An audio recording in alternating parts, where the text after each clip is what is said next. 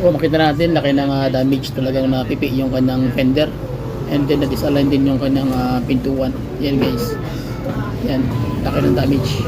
Pero ito na yung after. So kita nyo naman, nabalik natin yung alignment, especially yung mga kanto tsaka yung mga kurbada. Ayan o, panalo. So yan guys, ang problema is nabangga. Ang laki ng damage talaga halos sa disalign. Yan ang gagawin natin ngayon dito is ikakabit natin yung fender na may balik sa dati. So babakasan natin yung kanyang mechanism ng kanyang bumper. Then diretso na yan guys, diretso repair na yan.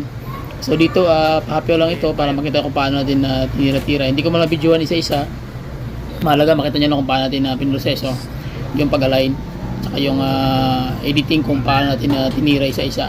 At yung kanyang sa kanyang intercooler guys na bracket, sira na rin. So dahil nga malakas yung pagkakabangga nito, kaya halos matanggal yung buong mukha. So ginawa natin na sinikap natin na mabalik sa normal at saka mabalik sa dating original na setup yung kanyang arrangement. So ayan guys, may kita nyo dandaan na nagkakaroon na siya ng kulay at nagkakaroon na siya ng forma. Dito medyo nahirapan ako sa timplada ng kulay kasi nga moon white. Then ginawa ko ng primer lang ako ng white para makuha ko talaga yung texture. Then huling patong na yun guys is moon white na. So kaya ayun, gumanda talaga yung tira natin. So samahan niyo ako sa Biscuit Pointers Tutorials kung ano yung gagawin natin. Hindi ko ma-videoan isa-isa, mahalaga makita niyo kung paano tinira. Panalo na.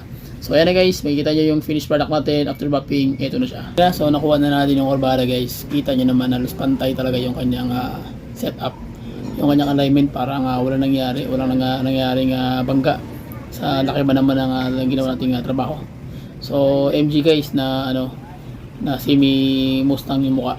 Ayan, okay. Pati yung kulay ko ang kuha talaga. So nabalik sa normal, wala na mga ball block dot. Okay. So tara, pag-usapan natin kung paano kong ginawa.